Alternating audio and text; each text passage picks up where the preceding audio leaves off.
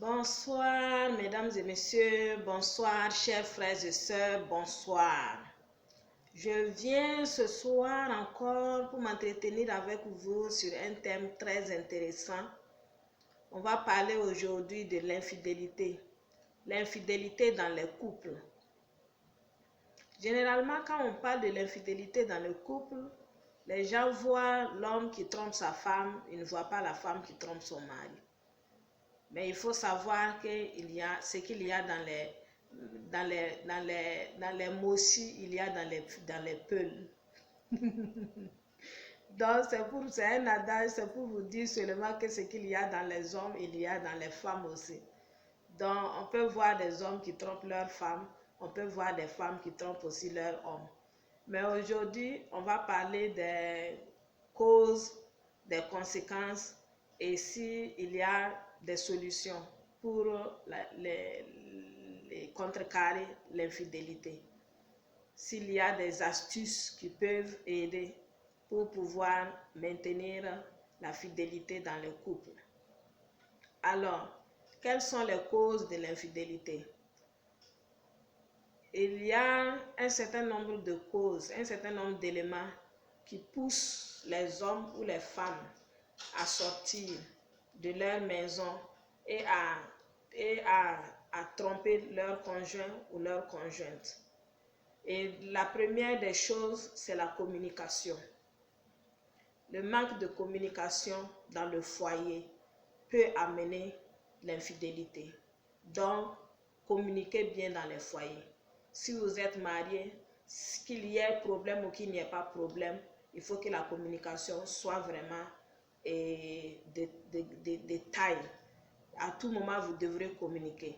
Par exemple, si l'homme part au travail et qu'il sait qu'il doit rentrer tard, qu'il appelle sa femme et lui dit « Chérie, je suis au travail mais je vais rentrer tard aujourd'hui ». Si la femme aussi part au travail et qu'elle doit rentrer tard, qu'elle appelle son mari pour lui dire « Chérie, je suis au travail et que je rentre tard ce soir ». La communication est très importante. Je ne dis pas que, par exemple, pour ceux qui utilisent la communication pour camoufler leur infidélité, de faire ça. Je ne les conseille pas. Donc, la communication ici, c'est pour éviter d'être amené à tromper son conjoint ou sa conjointe. Et il y a un phénomène très répandu aussi qui ne favorise pas du tout la fidélité. C'est l'avènement des prostituées. Les prostituées se trouvent à tout bout de rue et sur un clic dans les réseaux sociaux, un clic dans les sites de prostituées, tu peux les trouver. Et souvent même, tu n'as même pas besoin de cliquer car quelque part, tu t'assois avec ton simple portable, tu reçois des invitations de prostituées, des invitations de prostituées qui te dérangent à tout moment.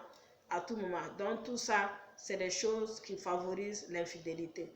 Il y a aussi le fait que beaucoup de personnes, même étant mariées, mettent l'accent sur leur famille ou plus généralement sur leur maman par rapport à leur femme. Ça, c'est généralement les hommes. Ils mettent l'accent sur leur maman par rapport à leur femme. Mais la Bible même a dit quoi? L'homme quittera son père et sa mère et s'attachera à sa femme. À partir du moment où tu as quitté ton père et ta mère, là, et puis tu t'es attaché à une femme, là, tu dois savoir que la première personne à prioriser dans ta vie, là, c'est ta femme. On ne dit pas de ne pas faire des choses pour ta maman, mais ta femme doit venir avant tout. Avant tout, c'est ta femme. Entretiens bien ta femme avant d'aller entretenir ta maman. C'est bien vrai qu'il y a un adage aussi qui dit qu'un âne a accouché à mi-bas pour que son dos se repose. Pour dire que, par exemple, les parents nous mettent au monde, c'est afin que nous puissions les soutenir demain et qu'ils se reposent. On comprend tout ça. Mais une fois que tu es marié, sache que ta femme est la personne la plus importante d'abord dans ta vie. On ne dit pas de ne pas faire des choses pour ta famille. Mais si tu ne fais pas pour ta femme et que tu pars faire au dehors pour ta famille, pour ta famille, tu la laisses et qu'elle te trompe, il ne faut pas dire demain que non, moi ma femme là, elle n'est pas bien, elle me trompe, elle a fait ceci, elle a fait cela. C'est parce que tu ne la mets pas au premier plan aussi qu'elle t'a fait ça. Et il y a un autre adage qui dit que la charité bien ordonnée commence par soi-même. À partir du moment où tu es marié là, ton soi-même là devient ton foyer. Si tu que tu ne peux pas faire dans ton foyer là, il ne faut pas aller le faire dehors. Yubora, ce n'est pas intéressant.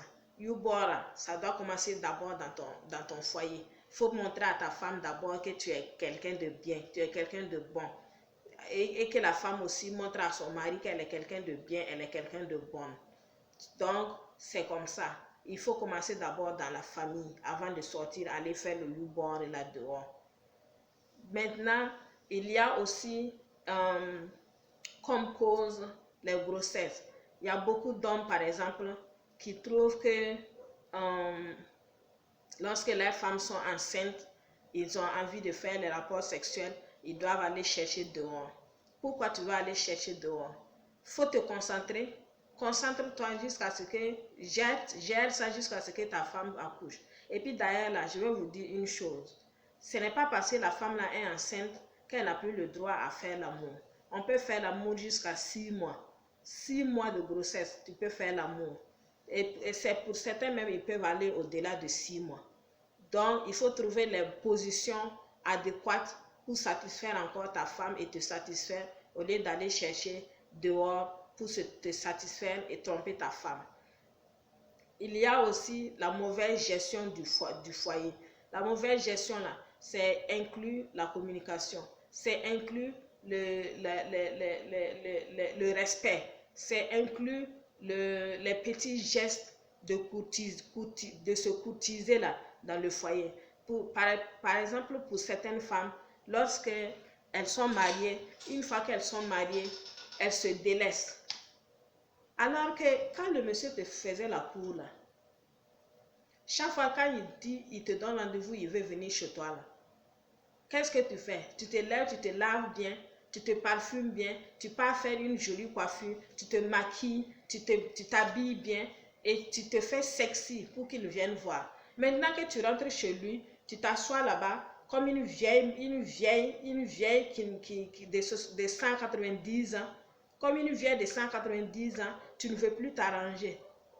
Même souvent, même les vieilles même s'arrangent mieux, même plus que nous les jeunes qui sommes dans le foyer. Une fois que tu gagnes ton mari, tu te dis non, je l'ai gagné, tu es à la maison et puis tu ne prends plus soin de toi. Il faut prendre soin de toi. Si tu ne prends pas soin de toi, là, il va sortir, aller dehors, aller chercher ailleurs. Donc, voilà aussi des causes de l'infidélité. Quelques causes de l'infidélité, il y en a encore. Mais pour le moment, là, je vous ai cité quelques-unes. Vous pouvez chercher aussi, ajouter. Et selon chaque famille, chaque couple, les causes aussi diffèrent les unes des autres. Donc, il y a par exemple pour certains, ils se disent, ma femme ne prépare pas bien. Et il y a pour certains, ma femme est une lionne. Il y a pour d'autres, mon mari c'est un léopard. Donc il ne sait pas communiquer, il est dur, il est méchant. Donc tout ça là, c'est des causes de l'infidélité. Alors, quelles peuvent être quand les gens font l'infidélité, ou mettent l'infidélité là, est-ce qu'ils pensent un temps soit peu que ça peut avoir des conséquences? Je ne pense pas. S'ils pensaient là, ils n'allaient pas le faire. Donc, quelles sont des conséquences de l'infidélité? Une des conséquences de l'infidélité là, c'est généralement la personne victime souffre beaucoup. Elle peut même aller jusqu'à la dépression. À la dépression, la victime peut aller jusqu'à la dépression. Ça cause la tristesse, ça lui cause la tristesse, ça lui cause la colère, ça lui cause la haine. Et puis même, ça peut même aller jusqu'à la dislocation de la famille, du foyer.